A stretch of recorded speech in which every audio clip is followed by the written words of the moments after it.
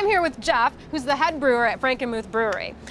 You guys have a flagship beer here, the Pilsner. Tell me a little bit about how you make it and how you follow the German purity laws when you do it. Absolutely. The German purity law called the Reinheitsgebot, have 3 or 4 of those and you'd be able to say it good too.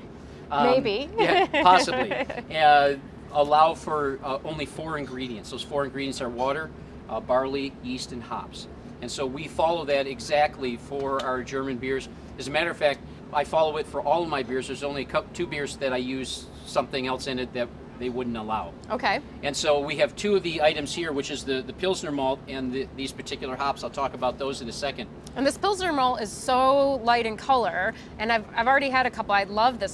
They're so toasty and very crunchy. Absolutely. So what makes it special, and Well, why do you use them in your Pilsner? Well, the reason it's special, first off, this is a domestic from Minnesota is where it comes from. It's a very highly under-modified malt. Under-modified means that we have to go through some additional steps in the process to convert the starches into sugars that I can use for fermentation. And so typically a Pilsner is done with a step mashing process, or in old school they call that decoction, where you take out a portion of the mash, bring it to a boil, add it back. But with new equipment, you don't have to do that any longer. It's computer controlled, so you can take it, hold it at a temperature, bring it to another temperature, bring it to another temperature. I do 4 steps on this particular one. Okay.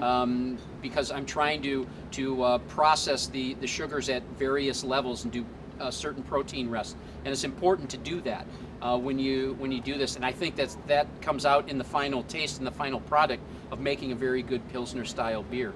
And this beer takes you quite a while to brew. It Is does. it one of your longest time It beers? is one of the longer ones for a number of reasons. One, my mashing time is north of 100 minutes.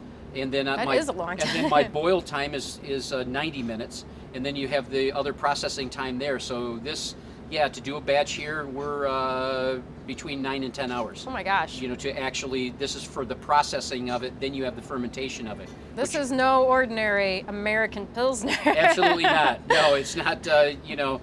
And then you add complexity with these crazy little guys, which are hops. Yep. And what kind of hops are you using in this Pilsner? Well, I use 2 different types, and they are German hops. One is the Hallertauer, the other is a Perla hop. And what the beauty of this particular beer is, being a German Pilsner, is that it's got a bite or dryness on the backside. And so that's what truly separates it from an American Pils if you just think of from a taste profile. So why don't we give it a whirl? Let's try it. Cheers. Schweikes. What is it in German? Prost. Prost, that's right. Schweikes is a Lithuanian. Oh, that's really good. Yeah. It's not a one-dimensional beer by any means. Absolutely not. And you really get those hops, but yeah, this is not a hop-head beer, but it's Nope. really well balanced.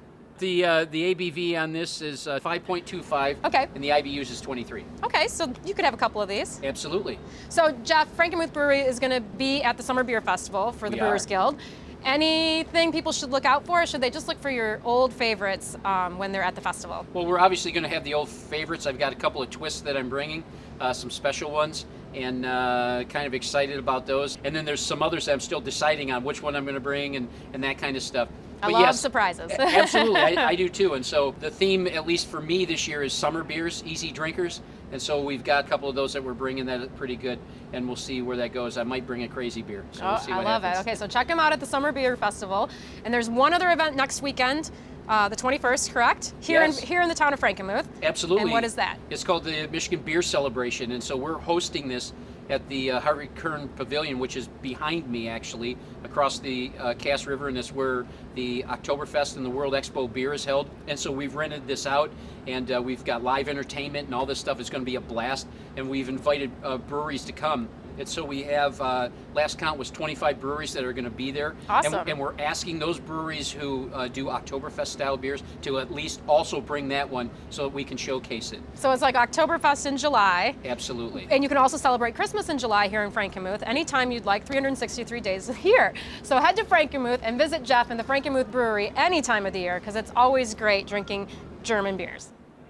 Thank you, Jeff. Thank you.